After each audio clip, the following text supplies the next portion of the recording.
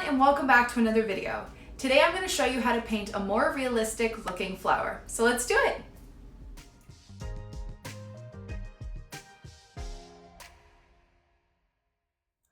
Okay, so to start, I'm just going to go through my materials. I have my Arches watercolor paper.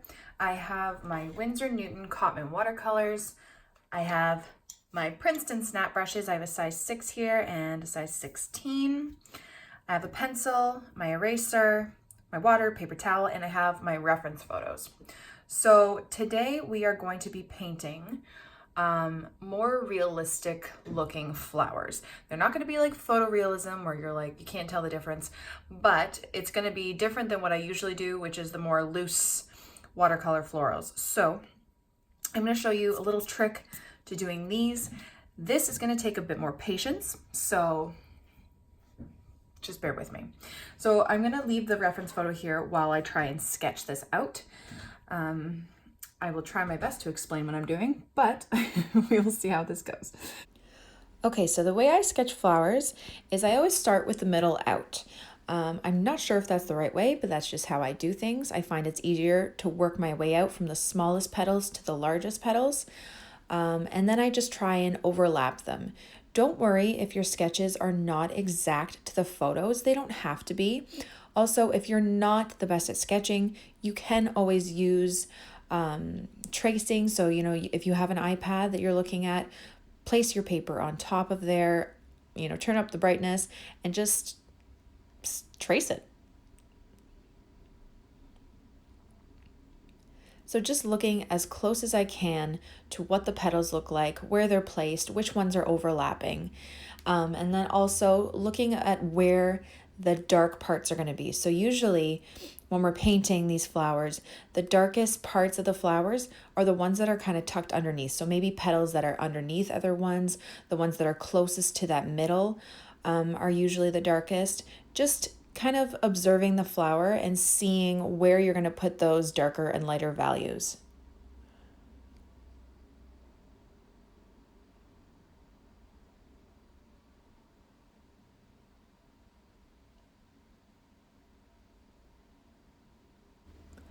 Okay, so like I just said, I'm really looking at where those dark parts are in the flower and where the light parts are in the flower.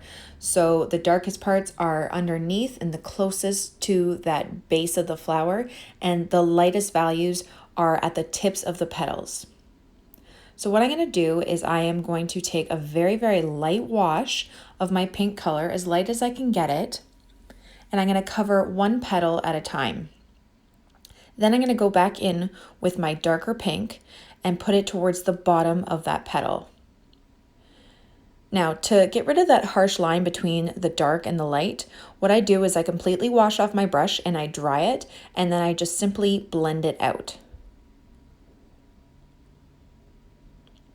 Now, when I'm going to be working on the next petal, I don't want to paint a petal that is touching this one because this one is still wet. I want the edges to remain crisp.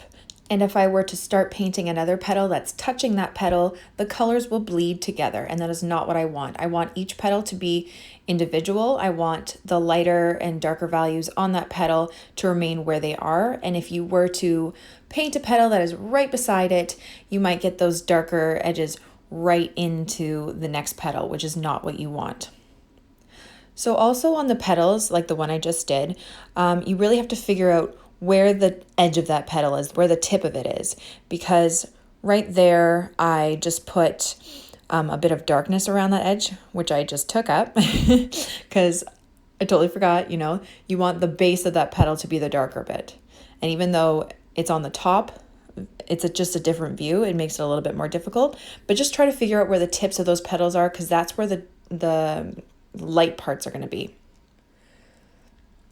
So you're just going to keep doing this around until you have no more petals that you can do that wouldn't be touching another wet petal.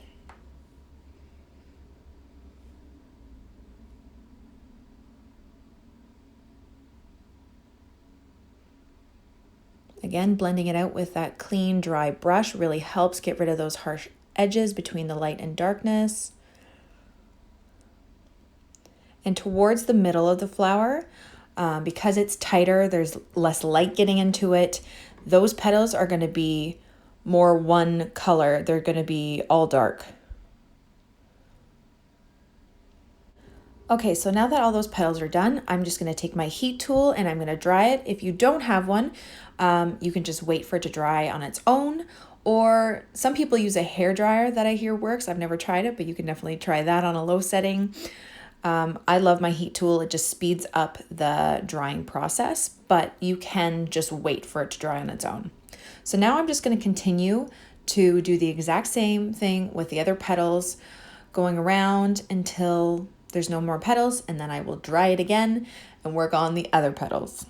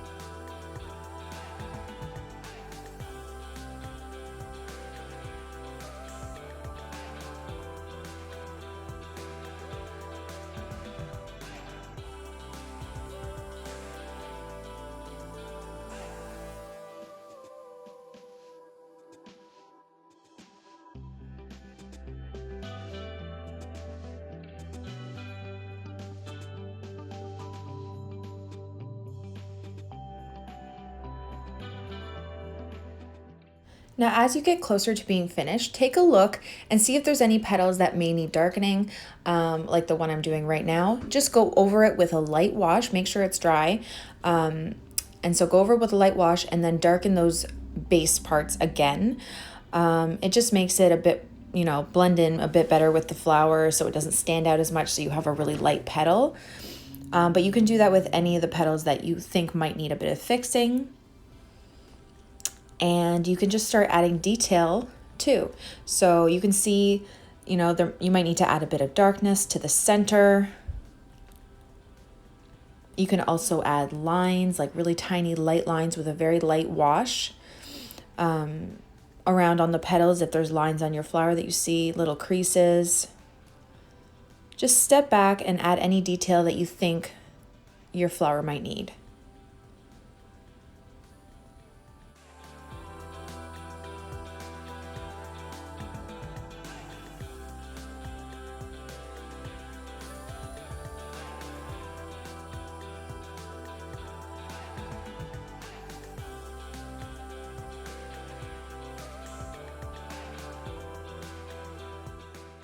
And this is all that's really to it. You just work one petal at a time and have a lot of patience. So now I'm just going to show you, I drew a rose really quickly, and I'm just going to show you in a really quick time lapse of how I painted that rose.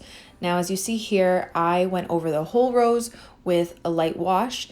I want this flower to be a bit darker and more vibrant, so I'm starting off with a darker base than I did with the other flower, and it just gives the highlights on this flower a bit of a darker tone to it rather than the really light one like we did on the last flower.